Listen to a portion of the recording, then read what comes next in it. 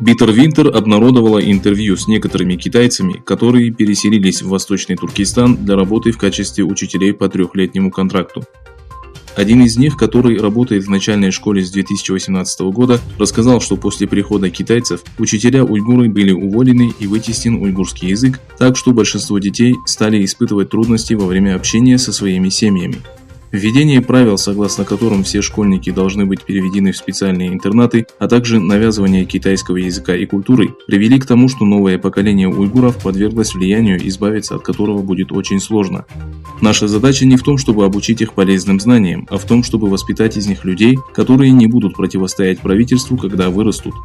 Каждый день им промывают мозги и заставляют учить идеологию коммунистической партии и учения Си Цзиньпина. Одни из родителей находятся в лагерях перевоспитания, другие были убиты, а тех, кто вышел на свободу, направили на заводы и фабрики под предлогом трудоустройства. Лишь изредка некоторые из них навещают своих детей, отметил китайский учитель.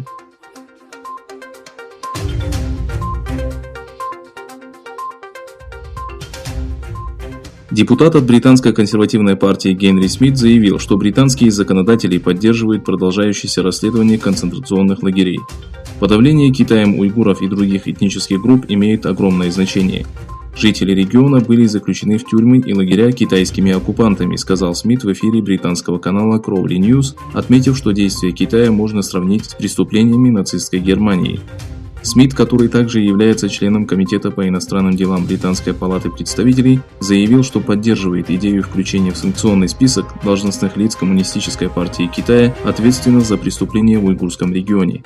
16 сентября Комитет по иностранным делам Палаты общин британского парламента объявил о решении инспектировать концентрационные лагеря.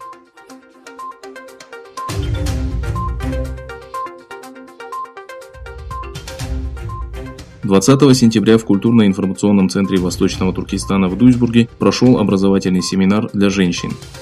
Семинар, получивший название «Дом Аль-Аркама. Первая школа», прошел плодотворно. Айше и Битюль-ханым, посетившие тренинг, подчеркнули важность поддержки сирот, вознесения молитв за братьев и сестер, а также ценность культурного центра. Женщины выразили благодарность руководителю центра Абдуджалилу Каракашу за помощь в организации семинара и предоставлении помещения.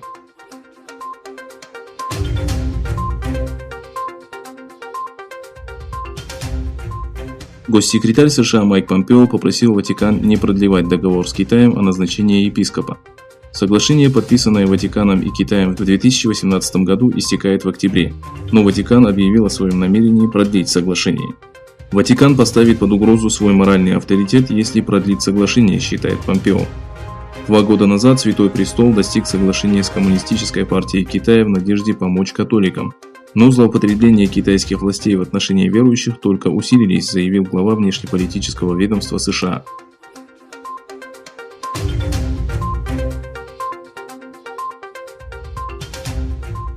Служба почтового контроля при Белом доме перехватила письмо с подозрительным содержимым.